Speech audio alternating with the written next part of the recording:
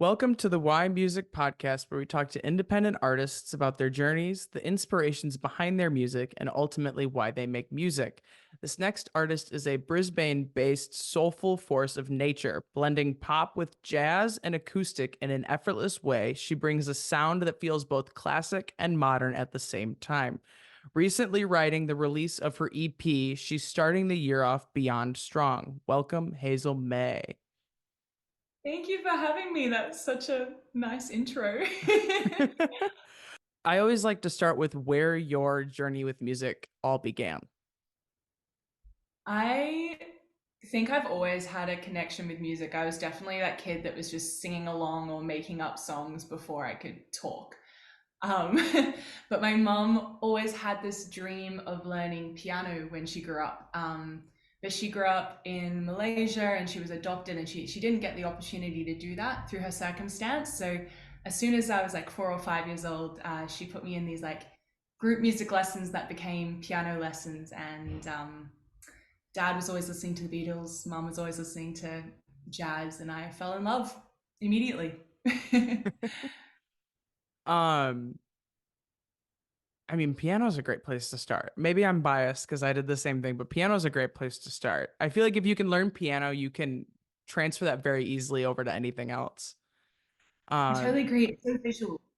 oh You yeah, can see. I remember having all the stickers on it as well. yeah.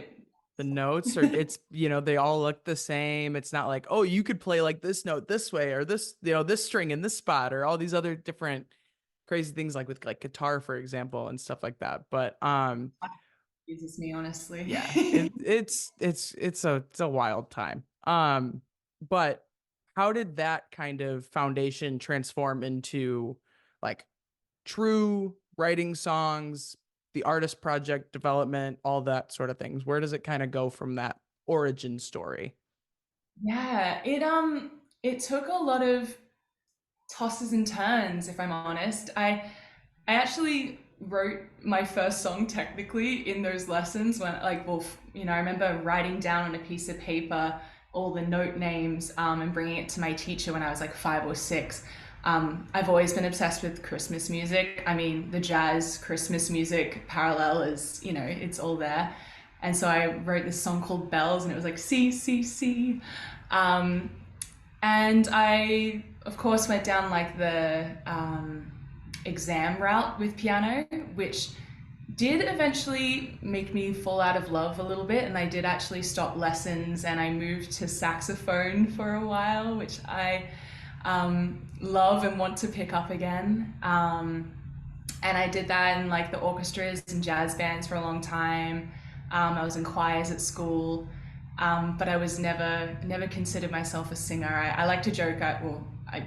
I genuinely used to be tone deaf. It was a long time before my parents felt like putting me into lessons to sort of help me try and work on my singing, because I loved it so much, but I always kind of missed the mark when I was little. Um, and then as I started doing the singing lessons, I fell in love with musical theatre as well. So whilst I can't dance to save my life, I threw myself into that. And my school had a really great musical theatre program and a combined performing arts program. And they actually introduced a songwriting course into that program one year, into the music element of it. And I was going through a breakup, and it was a rough time emotionally. And I'd written a few songs maybe from the age of like 13, 14, but I didn't consider them any good. They were just, I don't know, ramblings at my piano that I'd half forgotten how to play, if I'm honest.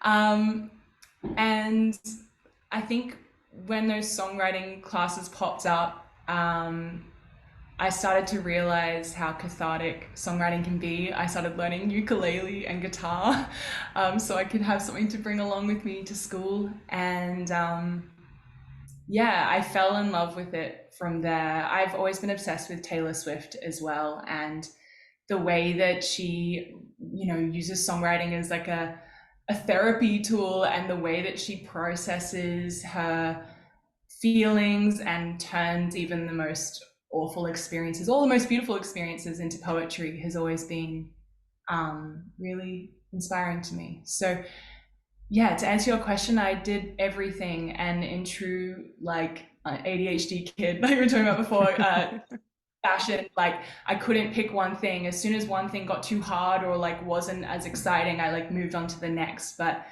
I think that really brought me to songwriting and then later like production, because I think it's so free flowing and I can form my own world.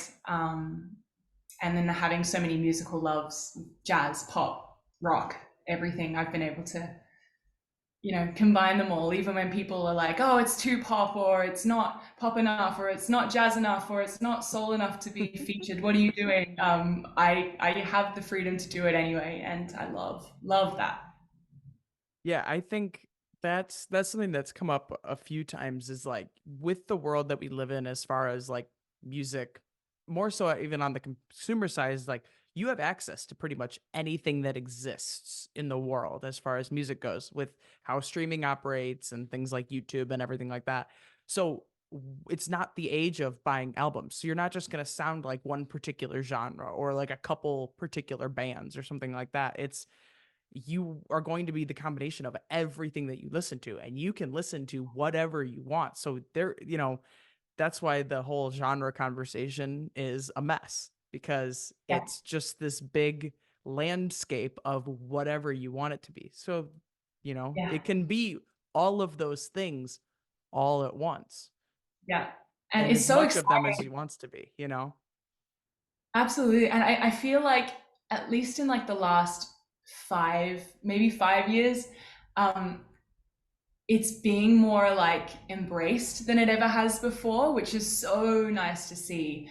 Um, because yeah, how do you like as a creative nail down just one vibe when you're constantly consuming and enjoying so much more? Like every time when I was younger and I was trying to like create the Hazel May project, like I would write a collection of songs and be like, this is it.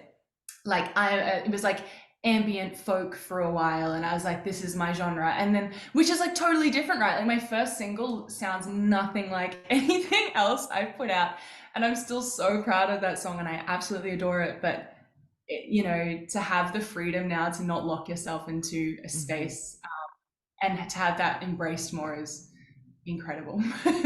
Yeah, I think because it's even the bands that have been around or the artists that have been around for a period of time that like have made their name in any particular kind of space. It's like you can even see that like they're evolving as time has gone on and things have changed. Do they still sound like them? Yes, in their own way, they definitely do.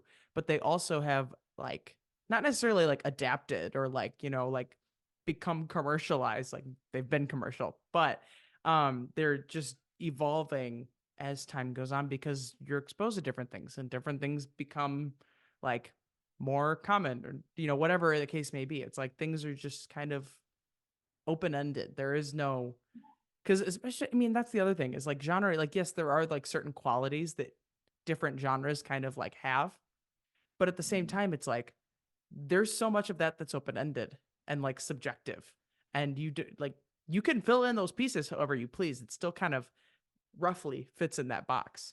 So, what was it that ultimately kind of made you create the artist project that you did, and what kind of went into making that decision to be like, maybe this is something that I should be doing? Like, I'm writing the songs, I'm producing the songs, I'm playing all of the instruments. Why don't we just like do this? It was I created the project, I think, in my final year of uni. I studied a Bachelor of Popular Music, and I'd spent a lot of that time learning to like produce and like producing other people's music. And it got to a point where I realized that the reason I got into this was to do stuff for myself. And so that was a really big push to like force myself to stop hiding behind the curtain or behind the glass and create my own. sound. And I was really lucky to meet some really like beautiful people who have become my long-term collaborators during that time as well. And so I had a lot of encouragement from them as well.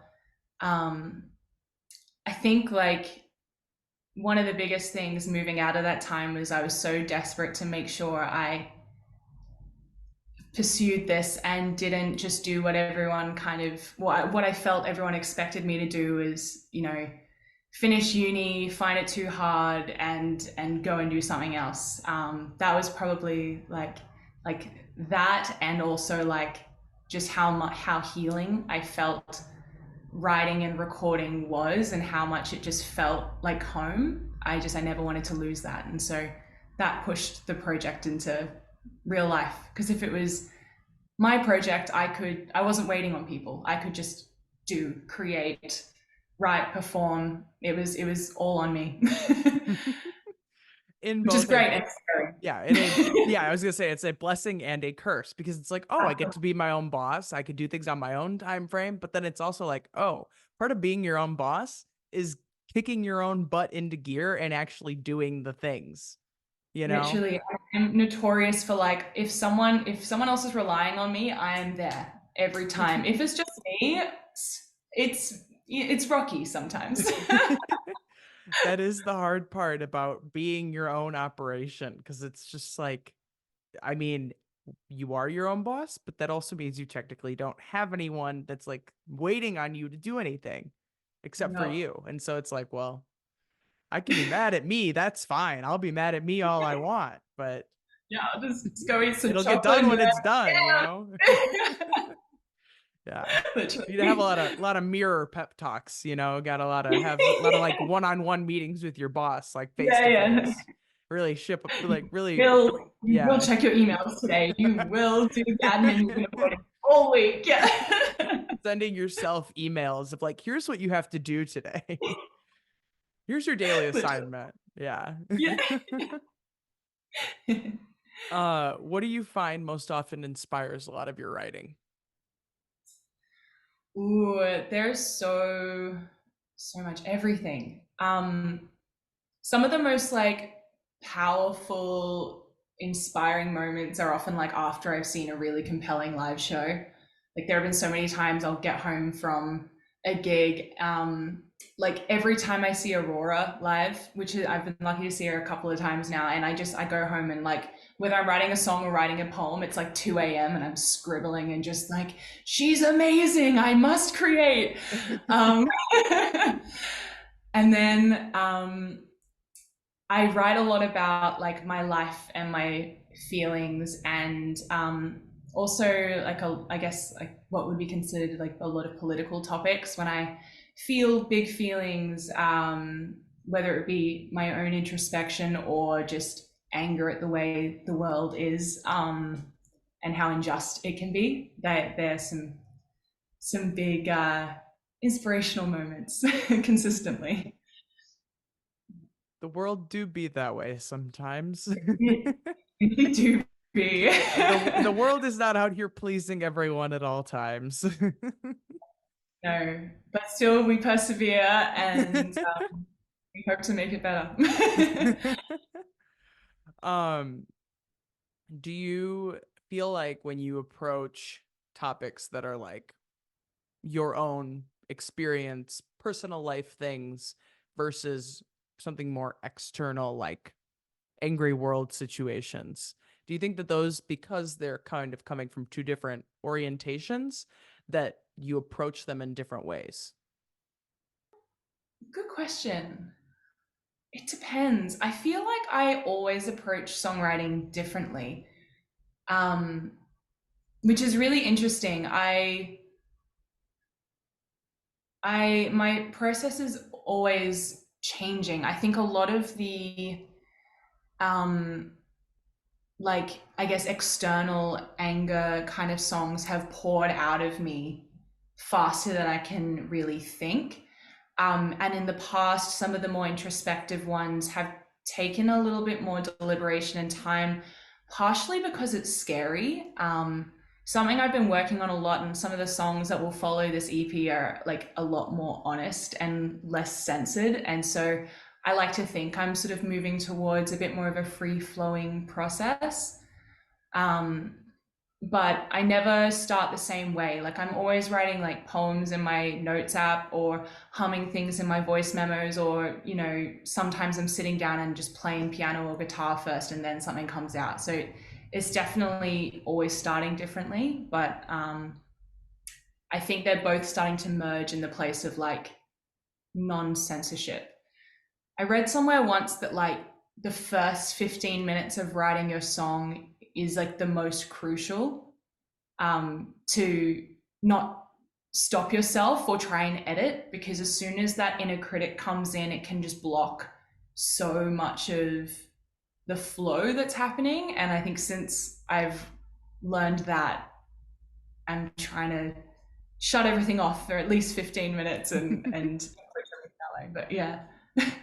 Yeah, that's the hard part about it too sometimes, because it's like I personally find myself in the situation where it's like we get into that, we do all the things, but then it's like I wasn't writing any of this down. I wasn't recording any of this as I was doing it, and all of a sudden that free flow is it gone. it That is moves nowhere so to be fast. found. You Yeah. can't, I this is when I feel like I wish I could like talk to the people that are like listening in the phones and be like, "Hey, can you just like play that back for me real quick? I know Yeah. you are hearing it, so like can I hear it back?" You Like, know? come on, help me out. I've been helping you out with your ads. Help me out with this recording. Yeah, Come I'm giving on. you the targeted ad things that you want. Can I have the last like 2 minutes of like song that I wrote? That's Yes. all. There is actually I think an app for that now. That's like it'll record like it'll have the last like 5 minutes as long as you just have the app like on in the background or something. Probably something I should look into. Something I have yet to look into, but um. That's I think awesome. it does exist. Somebody's really taken it into account and been like, people are forgetting the things that they're saying as, Yes. and we don't get access to the targeted ads. So, Yeah. but yeah, no, yeah, I think, yeah, the free flow and because you can edit for months, for Yeah. years. You can't get that moment's flow for longer than that period of time. Yeah. But we It really still, is that lightning strike that as mhm. soon as you feel it happening, you gotta capture it or forever hold your peace. Yeah, there are probably some songs that I would have out into the world if I had just hit the record thing on the voice memo. But Me too. everything happens for a reason. So That's true. I we let firmly those believe ones go. that. Yeah. Maybe we just remember them as better than they ever were. They were the ones that we kind of just needed to let go, you know. Uh It's just the universe protecting our ego that little bit, yes, you know? yeah. We don't need to listen back to that. That was ooh. She was not a pretty sight. um If you had to create a new genre around your style of music, what would you call it? Ooh. Um, that's a fun question. Um, oh, I kind of like the idea of like jazz soul-ish or pop jazz-ish, Ish. because like putting an ish on it, which Mm-hmm. is still like it's not very creative. But I feel like, I wasn't jazz trained. I just loved listening to it, and you know, I'm not firmly in any camp. So just to have that ish, it's jazzy, but it's not jazz as much as I would love to make jazz. Someone help me write it because I'm not that proficient. Um, yeah. No, I like that because I mean it kind of goes back to what we were saying earlier. It's like nothing is fitting perfectly in that box anymore, really. Like there's a small percentage of any category that's like true this and nothing else, but there is very little of that anymore. There's so much overlap. Like there are so many people that you could technically, in a way, categorize some of their stuff as like five different things, you know? Yeah. So the ish actually kind of makes a lot of sense. It's just a matter of what would you want to put in front of it because there's still a lot of options on the table, you So know? many, yeah, yeah, literally. Yeah. But I like that. I think it's creative enough. You know, I've gotten less of an answer. But yeah, ish it is exactly what you'd think it would be. It's like ish. It's like kind of like that. Yeah, You could argue that it's like that, but not entirely, you know. yeah, So, keeps it open ended too, which is nice. I Giving like it yourself open some ended. flexibility around that. Yeah. Is there a song that you've written that you think best embodies who you are as an artist in terms of like a one song sample platter? What are you playing for people to sell them on the rest of your catalog or to be a fan of yours? I think my last single, which is the lead single of the EP, Downtown.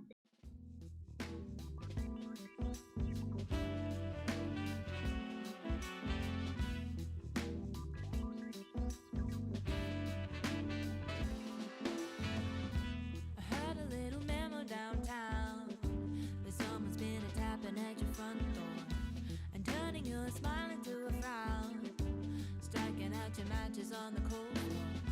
I know it's hard to sing sometimes, and it can make you lose your mind. I wanna hear the music downtown and see you standing taller than a brick wall.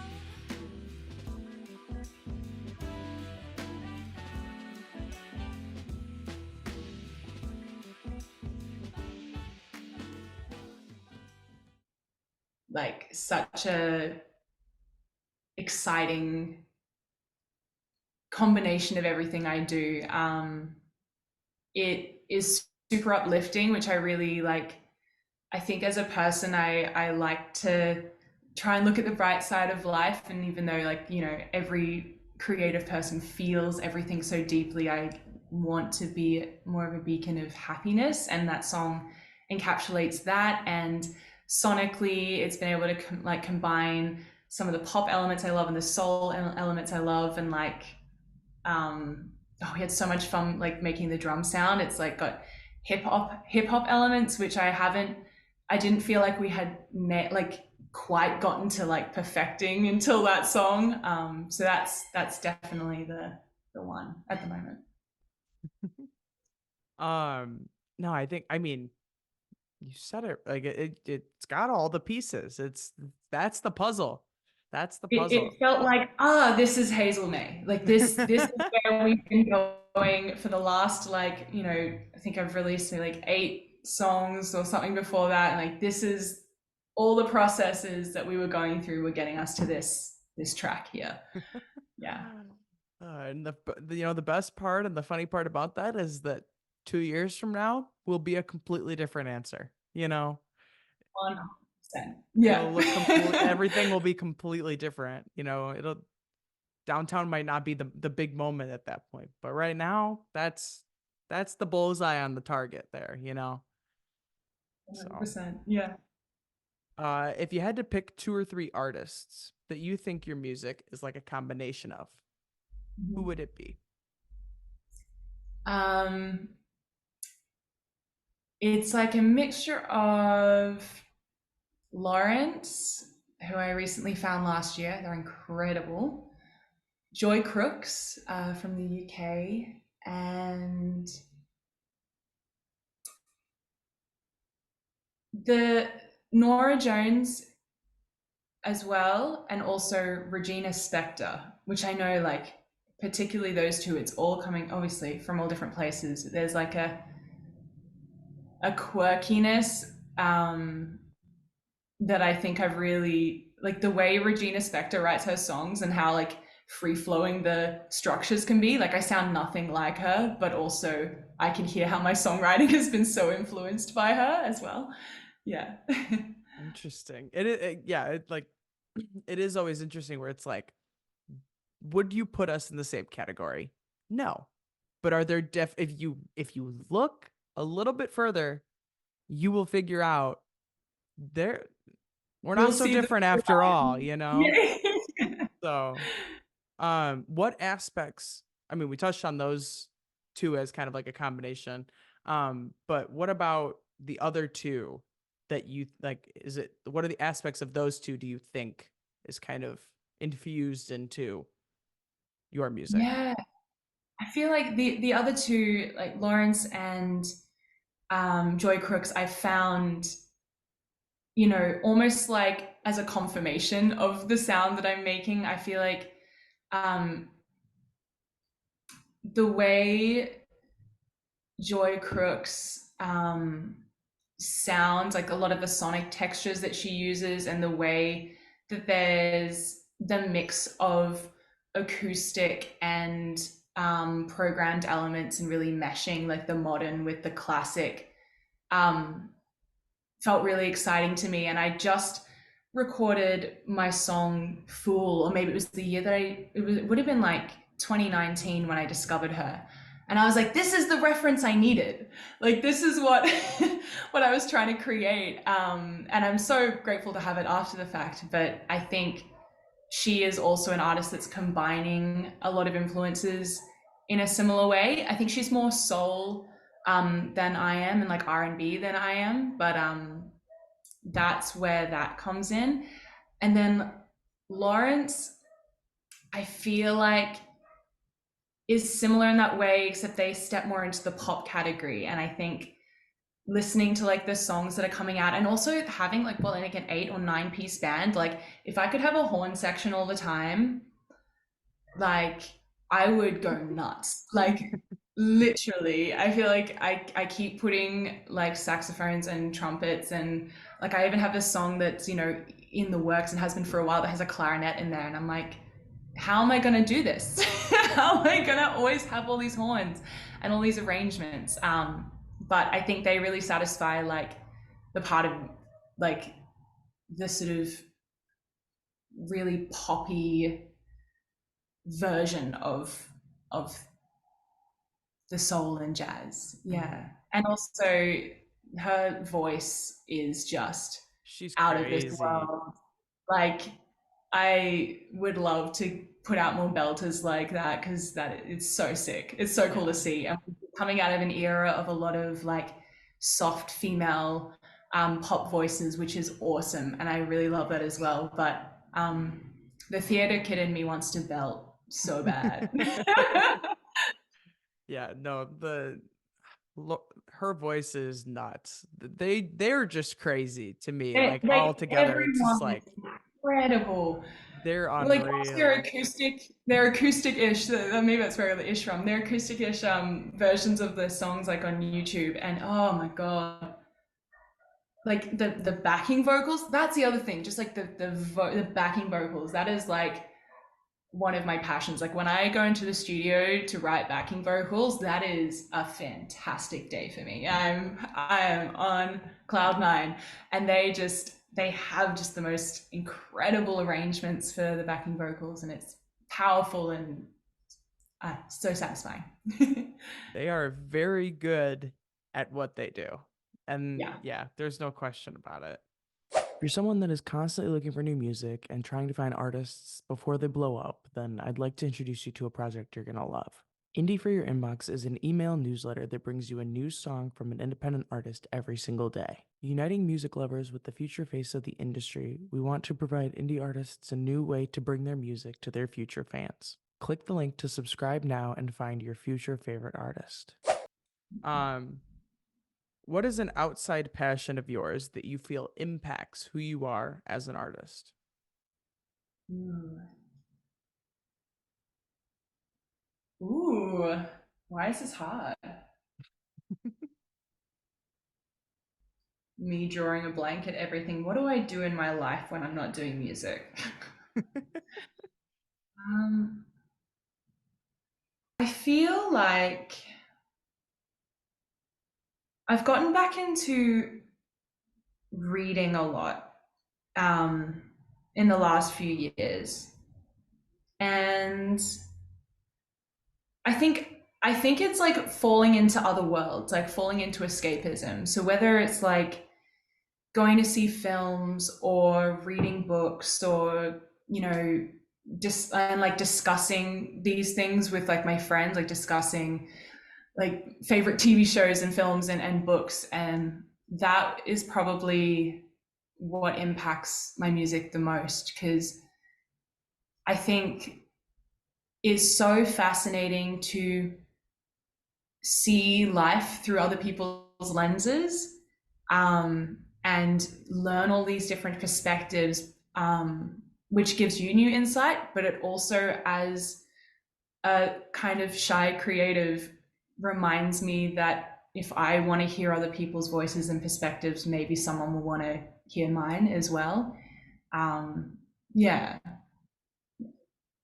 Yeah, it can't because it's like sometimes whether you realize it or not, it's there are times where it's just like, okay, is what I'm doing anything that anyone else is going to be that interested in and be like a fan of? But then it's like, well, let's think about this for a moment. Like there's all of this other music or literature or films that are out there that people put time and effort into and made and other people enjoyed and that like I've enjoyed.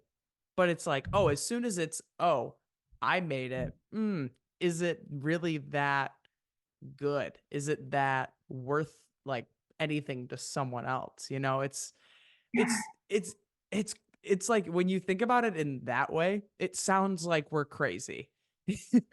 But but it's you convince reality. yourself though, like you convince yourself, you're like, oh, it's just me. Like no one is like no one cares what I think about, or you just think that they're just like weird spiral thoughts that you've had, and then you talk to Mhm. someone, and they'll pick out the most like vulnerable lyric that you're like, oh, it's in there, but no one's going to relate, and they do, and you know, Mhm. it reminds me how important it is to share in this human experience because we all think we're a little crazy and we're all actually feeling it. We're all feeling the things. It's nice to have community around that. Yeah, I think that's a big part of it. Like it's like one of my probably my least favorite song off of the album I put out last year was a few people's like favorites and I'm like, "Really? That one of all like there's all these other ones." It's like that one really? It's like, "Well, I guess. Yeah, okay. All right, I'll Yeah, take that. That's a win is a win. A win is a win." But yeah, it's I it's never know. crazy. It's crazy how that sort of like spiral happens and it's just like for some reason, I think maybe because we know exactly what all went into it and we don't see the value in it once it's like, like I always feel like good about it until it's done. And then it's like, okay, I want nothing to do with it anymore. It's like Yeah, you I detach lost that yourself. creative attachment to it because I'm not doing anything with it anymore. And so now it's like, oh, well, it's just a thing out in the world now. That's all it is. Yeah, it's like So it weird. stops. I guess that's what, like, it stops being yours and it becomes everyone else's, I guess, which is awesome. Mm. But and you're also focused on what you're doing next as well. You're like, Hmm. oh yeah, like that's cool, but like I only care, like I wrote this song yesterday and like, oh my God. Yes. It's that like it's the new like a not appeal, but like I don't know. Like the I don't know what the shiniest. yeah, Yeah. it's like oh yeah, it's like it's like you have to have this like brief period where you just like kind of pretend that that thing doesn't exist and see if you still like it that much like a week or two later because it's like as soon as you write it or as soon as you do this different thing it's the novelty is there. It's like this it's the bright new shiny object in front of you and it's like oh this thing is awesome and then it's like okay well was this really all that good?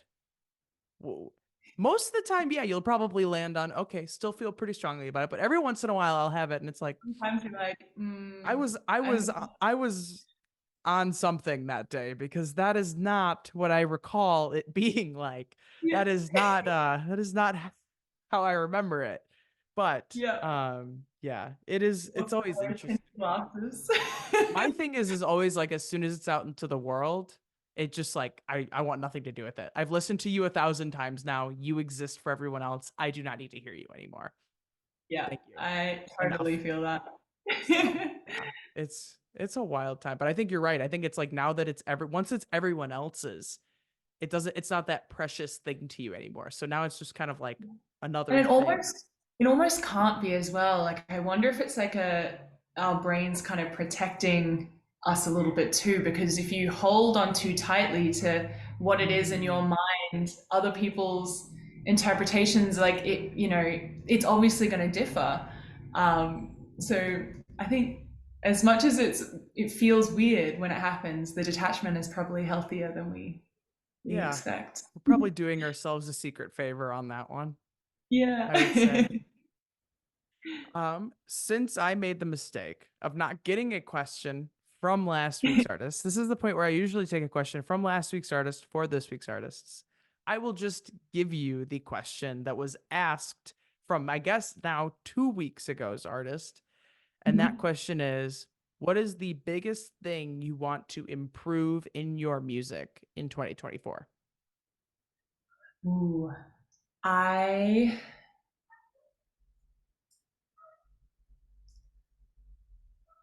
I think there's so many things. Pick one. It's like I want all of it to be 10 times better. Literally, always, always. I think specifically musically, I want to creatively be more like unapologetically what it is in that moment. And like whether it be when I'm songwriting, like not censoring myself, you know, and just really like allowing every element of it to just be what it is. I think in the past I think I was talking about like, when it came to songwriting earlier, I used to censor myself, or, say I wrote something in like a really big emotional moment. I would go back and be like, oh, but that's not how I feel all the time. So I should edit those lyrics because that feels a bit harsh, or, oh, that's maybe a bit dramatic because that's not how it doesn't represent me, how I feel all the time.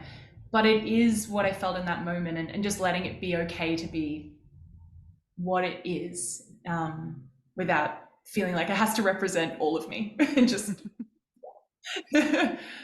I mean, after all, they are just like moments in a bigger picture and a bigger timeline. But I would 100% get that. It's like, oh, well, like this doesn't sum it all up. Like this detail doesn't like encapsulate everything that's going on here. So it has to go. It has yeah, to be like this crafted thing. But it's like sometimes it's like, sometimes what comes off the dome should just be what comes off the dome, and let that be the thing, like let that be the moment, because that's essentially what the moment was. You wrote that way in the beginning for a reason, to serve a yeah, purpose. So it's and sometimes you lose that like e- energy, for lack of a better word, when yeah, you refine that and change it and alter it, because it also like it can change the bigger picture. It's like, well, is that the bigger picture we were going for in the first place? I don't really know. yeah. I totally agree. Yeah, there's magic in the moment, even if it comes across a little chaotic later. It's it was what it was. Yeah. Yeah. Okay. I'm not going to forget this time. What is your question for next week's artist?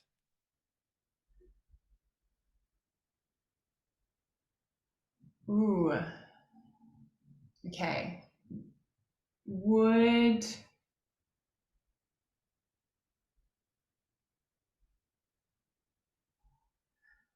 What is your favorite, okay, hold on. What is your favorite process when you're like being a musician? Like, what is your favorite part of it? Is it like performing? Is it connecting with people? Is it writing? Is it. No, I want to ask something more specific. Hold on. My brain isn't thinking. Um, okay, no, I've got one. Mm-hmm. In the last month, Okay. what moment had the most magic when it comes to your music? Okay. What happened that felt incredible? Mm. I like that. It's a nice change of pace. And it Oh, keeps it win. relative. It keeps it relative Yeah. time wise. So, um, What is it that you think sets you apart from other independent artists? Ooh,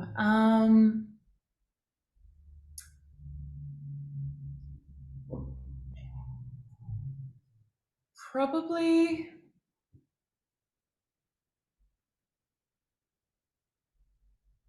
Ooh, what sets me apart? My brain just goes, well, no one's me. But that's True, not, that but doesn't mean anything. I think,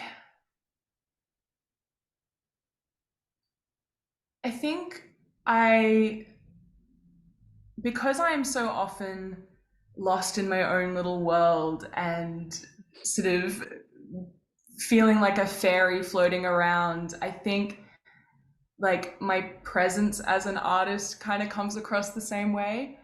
I've never been good at the, you know, hardcore promoting or, you know, being really structured with the way I do things and like really consistently, I don't know, doing anything or sticking in one lane. So I think the I float about and I talk about my feelings a lot and I hope that resonates. People like it. Just kind of ride the vibes. That's all there Ride is the to it. vibes. Ride the Yeah. vibes. I talk a lot about, I mean, it's not so rare anymore, but I do, you know, I talk a lot about like environmental issues as an artist as well through my music, but just like through my social media platforms too. So, like, that is something I really am grateful I can do with alongside what I love. Yeah. Yeah, I mean, if you have any form of a platform, you can use it for whatever you please, you know. Yeah. It's true. Um yeah, that's what passions are for, you know. Yes. They're not meant to I, be just contained in this little space. It's like do something with it, you know. yeah, absolutely. Yeah. What impact do you ultimately want to have with your music and with your artistry? I want to, I really want to make, like, help uplift people and for my music to help people believe in themselves and um, sort of chase their own passions as well. And I really do hope to make any kind of positive change within the world, like whether, you know, whether it be helping people step out of their own cages that we build for ourselves. We all have them. I'm still climbing out of mine. Or, you know, in spaces like environmental or human rights, I want to make sure that what I do means something more. Yeah, I mean, to have a like driving purpose and a driving like message, if you will, however you choose to package said thing, behind kind of whatever the medium is, being music, it kind of it carries a different energy with it. It's like it has like it's not just to be pleasing to the ears. It's not just to put a few good words together. It's like, you know, we're looking for something bigger here. And I think a lot of times, like, for the artists that like really feel that way, you know, like that's like naturally just kind of where it originates. It's not this like, oh, like because I'm doing this, I can also like, you know, it's like they're hand in hand rather than one before the other. It shows through, and it you can tell that it comes from a genuine intentional place, and I think those are the best things. It's like whatever it is that you like the key word there is positive impact. You don't just want to leave an impact, you want to leave a positive impact. Nobody let's Yeah. not go out here leaving a negative impact. Nobody needs Yeah. that. But No. you know, it comes from a like a genuine place, and like that to me is like that's where it kind of goes from I'm a fan of the music to I'm a fan of the artist. You know, Yeah, totally. Yeah. that's the best part, you know. Yeah. We're more than I think, just the music. Yeah, 100%. And like, I think it's something that's so beautiful about, the time that we are living through is that we can connect with people on a deeper level than we could. Like people who make music aren't these enigmas and like in the sky. They're real people behind screens, and they're also not these like all just massively successful. We can connect with like everyone is successful, but then not like unattainable the way that Hmm. things used to be played out. We can actually get to know the people behind it and connect on a deeper level, which I think is it adds so much value. Like, I think about all of the artists and bands that I like adore, and the ones that I am so inspired by and like follow everything are the ones that I feel a connection to them as a person as well, and like the message they put out in the world in their music and in general, which is really cool. Yeah, it's and like you said, like it's we're not in this digital age of streaming platforms and TikTok and all those other things. It's like you can genuinely have conversations with the people that you listen to the music from more so than ever. It's not you're either truly no one or like truly someone. There is a huge range in between, and a lot of those people are reachable, are like connectable, and that's like really cool because it's like you can, like you said, it's not just someone making music anymore. It's an actual like person. These are people now. They technically always were people, but now they're like real people. They weren't sold to us as real people. It was it was That's true. it was the unattainable. I remember when I was younger, I was like, I was having an argument with my mum because I didn't want to do music theory lessons anymore because music theory always made me feel like I was hitting my head against the wall. And so I explained to her, I was like, I'm never going to do music. That's never going to be my career because you have to be as famous as Taylor Swift, and that is scary. And like, that's unattainable. It can't happen. Which is hilarious now, obviously, music being my career. But the way it's I'm so glad the perception has shifted and that you can have a career without it being all eyes on you all the time, and Mhm. this crazy thing that my brain perceived as scary. So yeah. No, yeah, it's you whatever you define that like goal to be or that target mark to be can be whatever. It could Yeah, be very like under the radar level, or it could be a much higher level. Some are easier to achieve than others, but it all depends on kind of what you're after and what you ultimately are doing to make that thing happen. But yeah, yes, it's very nice that it's not just all or nothing anymore. It's a very, very cool time to be involved. yeah, I agree. I think that brings us to the last question, which is ultimately why music? um because it's a part of my soul. Such a philosophical answer.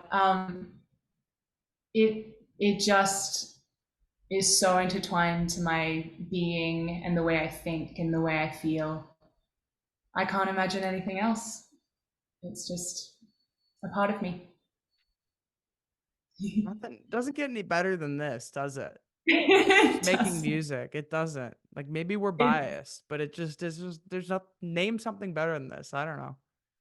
I am yet to find it. And I would, yeah. It's you obviously go through struggles no matter what you're doing, and Mhm.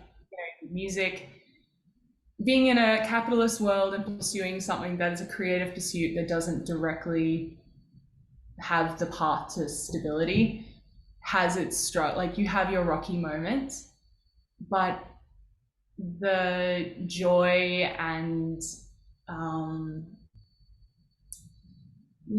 just everything that comes with it, and the way I feel aligned when I'm creating, I couldn't give it up. It's like It's like eating food and drinking water. It's a necessity.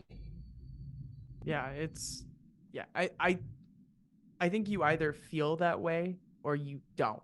Like there's no in between. It's like I can't see myself not doing this. I can't see my life without this huge part of it. Or it's just like very casual, very much like just a thing. Like there's no in between. It's like all or nothing. That is. It's just contrary to previous aspect of this Sorry. conversation. But um Yeah. it is. It's like if you're doing it and you're willing to succumb yourself to all of those downs and lows because there are Yeah. a lot of them, Yeah. then you know you're that's how you know that's the thing to do because yeah, it's a tough time at times, but like you said, there are parts of it that make it entirely worth it. Hmm. And So they're so much stronger. The moments that it's worth it, you like everything else is gone.